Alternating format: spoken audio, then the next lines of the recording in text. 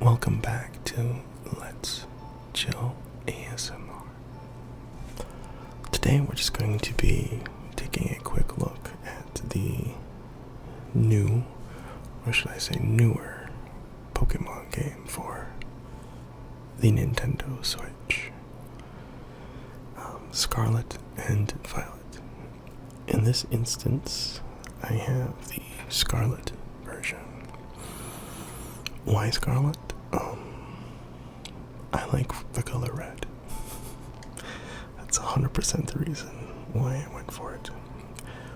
Plus, I think I like the legendary better. Koraidon, so. Yeah, so we'll just be taking a kind of quick glance at what we got in this new game. I recently upgraded my Switch from a Switch Lite to the Switch OLED. So I don't know how well it comes across on this camera, but the screen is much sharper. Colors are much more vibrant. And then I upgraded to the Hori Split Pad Compact. So, yeah. Only because I cannot stand Joy-Cons. I got some pretty big hands, so they are uncomfortable to use for longer periods of gaming.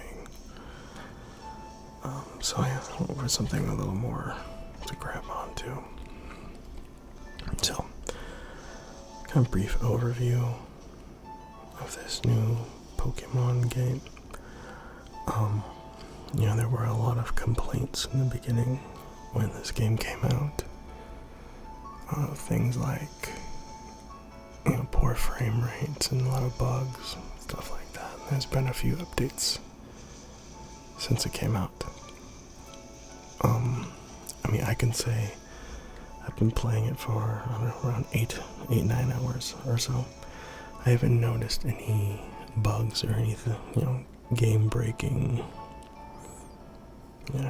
bugs or anything like that. I will say the frame rate does struggle to maintain a 30 frames per second frame rate. I would say the majority of the time it will stay around 30, but every once in a while, like maybe if it's loading a new area or some more textures, it will drop below that 30 rate, and it does look a little choppy. So, as you can see, I don't know how well you can notice it on this camera, but as you can see, this person walking in the background looks pretty choppy, and that just might be because the Switch is, not prioritizing it in terms of rendering because it's so far in the background. When you get closer, it's a little smoother, but nobody buys a Switch because they are a power user or obsessed with frame rate, but considering the standard for video games nowadays is around 60, the fact that this can't maintain 30 throughout is a little disappointing, I will say. But that's just me being, nitpicky. You don't buy a Nintendo console for it to be a powerhouse. You don't buy it for horsepower. You buy it because the games are good. Like you like your Pokemons, your Zeldas, things like that.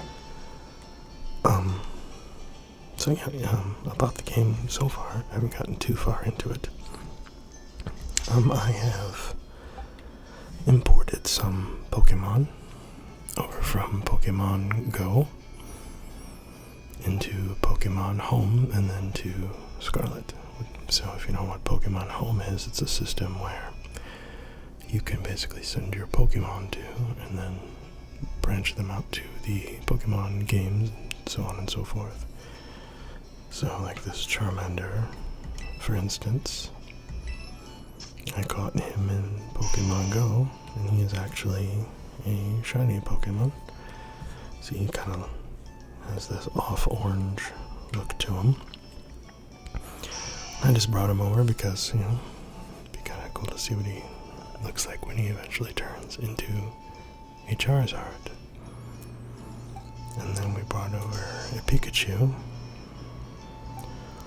and a shiny Ghastly. He's kind of like an off purple type color, so I will have to find somebody to trade with, because eventually when he becomes Haunter, he will need to be traded to evolve into Gengar. So, and I'm kind of still rotating out these 3 spots. Oricorio.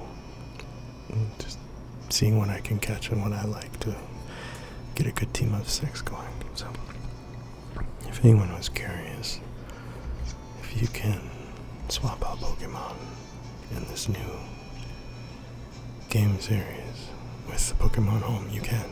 That is a possibility now. So yeah, much like your Pokemon Sword, Shield, and Arceus games, it is, you know, this open world vibe where Pokemon are not caught in tall grass like the original games, but they're just out in the open, and you can go battle or catch them in that way. So there's this little, I don't believe those are wild ones, but let's just move our way into some wild areas of the map here. Let me just turn that one down a little bit. So, as you can see, we're coming up out here, and you can do an aim here and kind of, he's running after me. You can get some information on the Pokemon, and if you've caught him before, by the little Pokeball there. And then much like Arceus, you would start the encounter by throwing a Pokeball at it, so we'll do that now. I'll just take you through a battle sequence. So, I have not done any gym battles yet. I just kind of started the game and transferred some Pokemon over. So Charmander's at a level 22, which is pretty high for where I'm at in the game, so sometimes he will not listen. So first we're going to heal his paralysis. We're going to use a Paralyze Heal.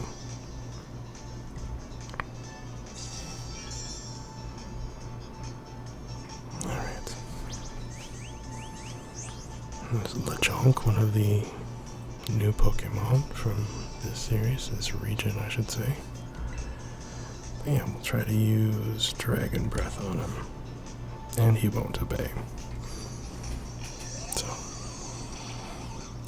I'll have to go get I'm guessing a gym badge. He turned away again.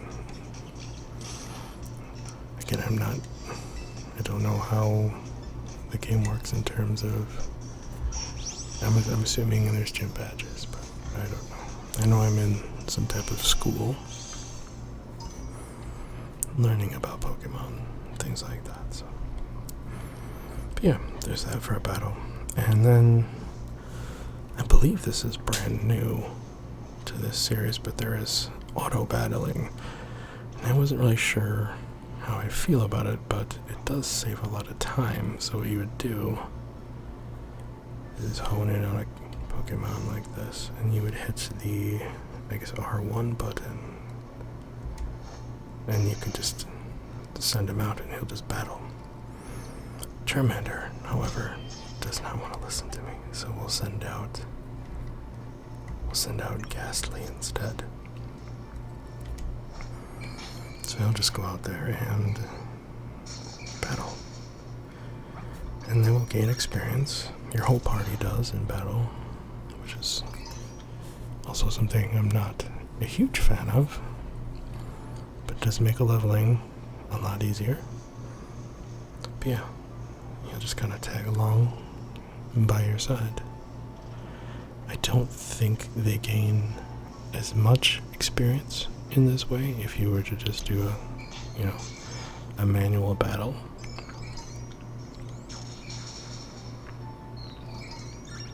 But yeah, they'll get some experience points, which is kind of cool if you wanted to just clear an area and you weren't interested in catching them, because you can't catch them in this way. It's not like Arceus where you just throw Pokeballs and catch them all willy-nilly. You do have to battle them and weaken them, so on and so forth. So, oops, we walked right into Hoppip here. So I'll actually throw out my starter since he's a grass type, and I'll just show you the starter. Obviously it's the usual suspects for starters, your fire, water, grass types. I believe it's Fuecoco or Fuecoco. I'm not really sure on the pronunciation, but he's the fire type. And then there's Sprigatito, which would be your grass type. And then Quaxley, I believe. It's like a duck water Pokemon.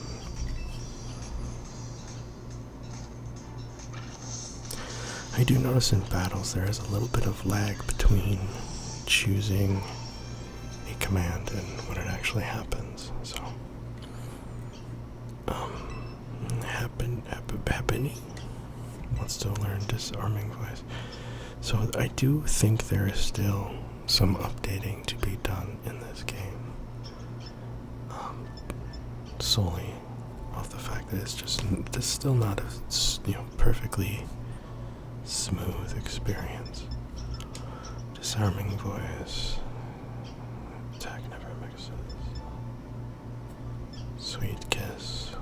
Confusion. Defense Curl. Pound. Copycat. I'm not a fan of Copycat, so we're gonna switch that out for Disarming Voice. So that other than that, from what I've gathered so far, it does operate like a standard Pokemon game. There's still, I'm gonna guess, gym battles, and there's trainer battles on your way, except it's not like it used to be in the past where they would just make eye contact to you and that would engage a battle. You actually have to talk to them first. But here, this is what the Pokemon centers look like. So I like the animation for the healing of Pokemon. It's pretty cool. I'll just show you that. I like how it places each of their respective balls, and then it shows you what they were caught in, as it has in the past, but I think it just looks cooler this way. And then Pokemon Center will actually give you a little tip